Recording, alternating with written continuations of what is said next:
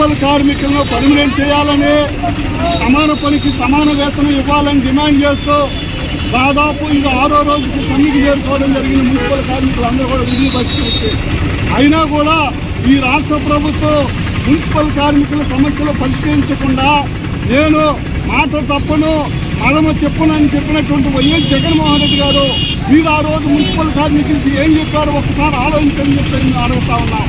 మేము వస్తే పర్మనెంట్ చేస్తాము, సమాన పనికి సమాన వేతనం వేస్తాము, ₹1,00,000 ఇచ్చినా కూడా ఈ పని ఎవరు చేయలేరని చెప్పినటువంటి మీరు ఈరోజు మున్సిపల్ కార్మికుల విషయంలో ఎందుకు మాట తప్పుతున్నారని చెప్పి అడుగుతా ఉన్నాం.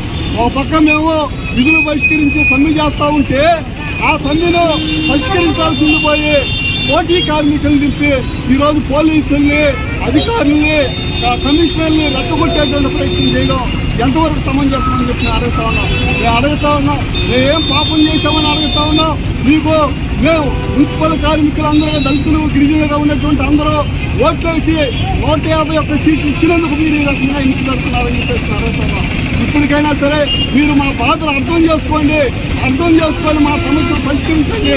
మీరు ఇచ్చినటువంటి హామీని అమలు చేయండి, లేదంటే ఈ సమ్మెను మరింత ఉధృతం చేస్తాం.